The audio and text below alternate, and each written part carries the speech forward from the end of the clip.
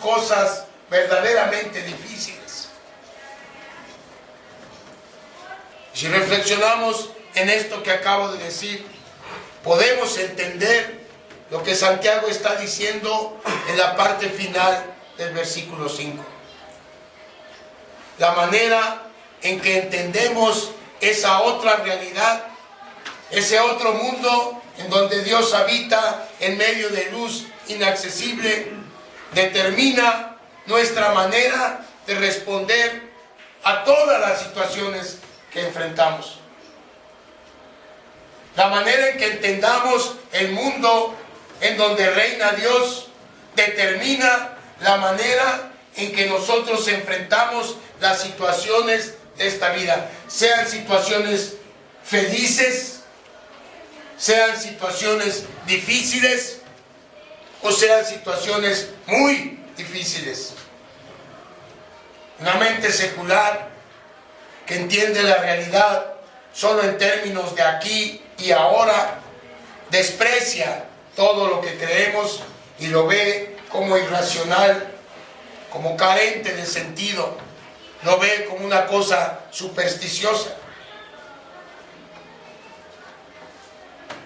¿Cuál es la diferencia entonces? La diferencia es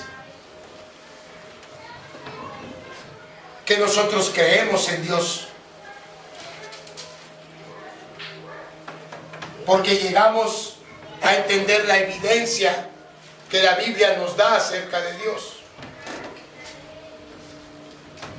Así que es verdad que si usted cree y yo creo y aceptamos el primer versículo de la Biblia, no tendremos ningún problema en aceptar y en creer todo el resto de la Biblia. Porque si hay un Dios que creó el cielo y la tierra, no tenemos ningún problema en creer que Él dividió el mar para que su pueblo pasara en seco.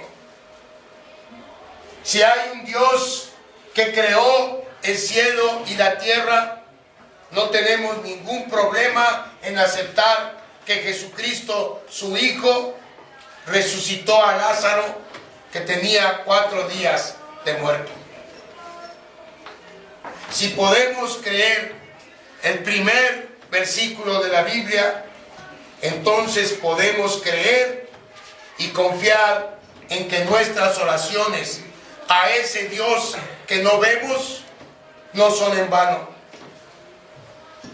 Y es aquí en donde la parte final de Santiago 1:5 se vuelve crucial. ¿Por qué es que clamamos a Dios por sabiduría para poder enfrentar los problemas de la vida? ¿Por qué? No solo lo hacemos porque reconocemos que nos falta sabiduría, lo hacemos porque también creemos que hay un Dios en el cielo que nos ama profundamente y está listo y dispuesto a ayudarnos en el momento en que lo necesitamos. Una de las preguntas que creo los pastores más frecuentemente escuchamos es: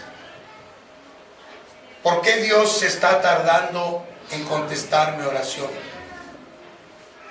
¿O por qué parece que Dios no escucha mi oración? ¿Qué estoy haciendo mal? ¿Por qué Dios no me responde?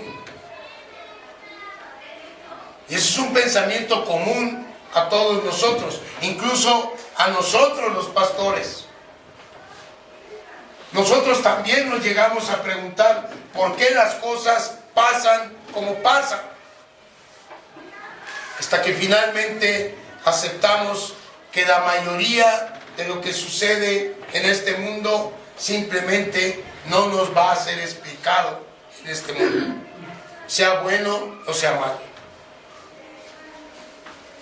De la mayoría de las cosas que suceden nunca vamos a saber el porqué aquí. Y entonces Cuando leemos en la Biblia que Moisés, por ejemplo, intercedió por el pueblo de Israel y Dios lo escuchó porque era amigo de Dios, dice la Biblia. O cuando leemos que Dios respondió las oraciones de Abraham porque Dios se agradó de Abraham. Nos llegamos a preguntar, entonces, ¿qué pasa? Si a mí no me contesta Dios, es porque a Dios no le gusta mi manera de ser. Si Dios parece que no oye mi oración, o si la oye no le hace caso, es porque no soy amigo de Dios. Por supuesto que no. Eso no puede estar bien. Porque si usted y yo somos hijos de Dios, a Dios no solo le caemos bien, Dios nos ama. Dios está, no sé qué tal, no lo voy a decir, pero está encantado con nosotros. Yo voy a decir, está loco por nosotros. Dios no está loco. Dios está encantado con nosotros.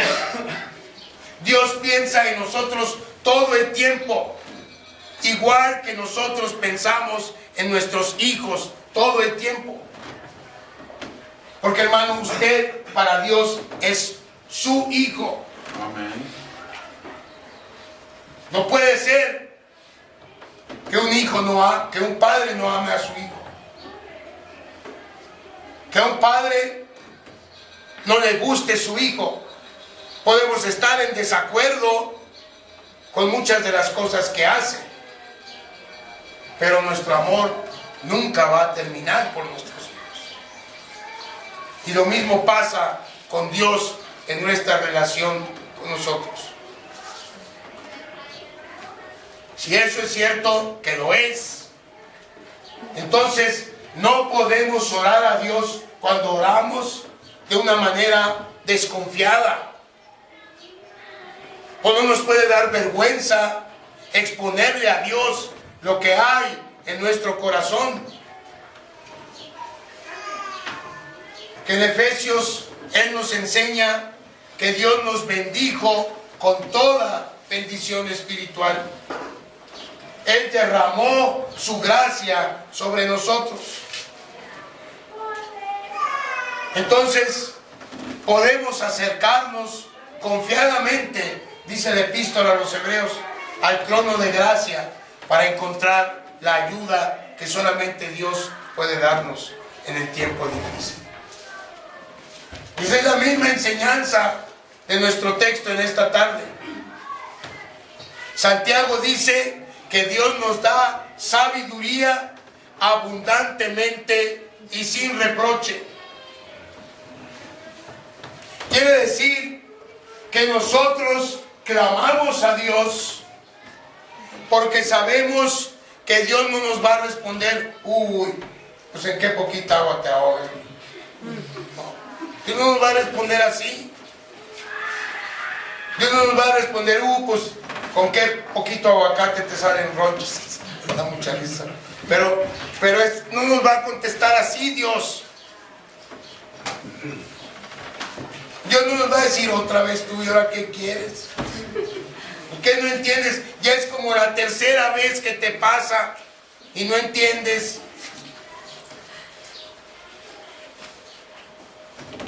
Cuando oramos porque estamos en problemas, no necesitamos un juez que nos escuche. Necesitamos un amigo que nos escuche. Necesitamos a alguien que nos ame, que nos escuche. Y eso es lo que es Dios para nosotros. Dios es nuestro amigo. Dios es nuestro Padre. Y por eso clamamos a Él. En tercer lugar, hay un reto que debemos considerar. Hay un reto que tenemos cuando se trata de la sabiduría que Dios puede ofrecernos. Y el reto es que lo queramos. Que queramos esa sabiduría que Dios tiene para ofrecernos. el versículo 6 dice, pero pida con fe, no dudando nada, porque el que duda es semejante a la onda del mar, que es arrastrada por el viento y echada de una parte a otra. Pida con fe, dice Santiago, no dudando nada. En primera instancia, suena como que Santiago está hablando de una duda mental. Como si Santiago estuviera planteando si nosotros creemos o no que Dios nos va a responder, o como que si nosotros estamos dudando del carácter amoroso de Dios. Pero muy probablemente no es eso lo que Santiago quiere decir. Y le voy a decir por qué. Porque el verbo dudar, o el verbo que se traduce como dudar aquí, en el 1.6, proviene de una palabra en griego que significa más como discriminar, como hacer distinciones. Es más, Santiago la vuelve a usar en el capítulo 2, cuando le reclama a los cristianos que hacían distinciones entre ricos y pobres. La misma palabra que usa cuando en el 1.6 dice que no debemos dudar. Es decir, no se trata de una duda intelectual. Se trata de estar indeciso acerca de dos opciones. Santiago está apuntando aquí hacia el montón de deseos conflictivos que cada uno de nosotros tenemos. Queremos vivir de acuerdo a la voluntad de Dios. Queremos servirle a Dios, pero tenemos nuestros propios planes. Queremos mostrar la gracia de Dios a los demás, pero somos beligerantes con quienes se ponen en contra nuestra. Queremos ahorrar dinero y muchas veces nos privamos de cosas que necesitamos solamente para después gastar el dinero en tonterías. Así de conflictivos somos. Todos entendemos que es hipocresía si el domingo estamos cantando Santo, Santo, Santo, Señor Omnipotente, y el lunes le decimos de maldiciones a alguien que nos hace enojar. Pero sucede. ¿Cómo sucede? Y no podemos entonces esperar sabiduría de Dios cuando queremos tener un doble estilo de vida. Eso es exactamente lo que Santiago está diciendo en el versículo 7.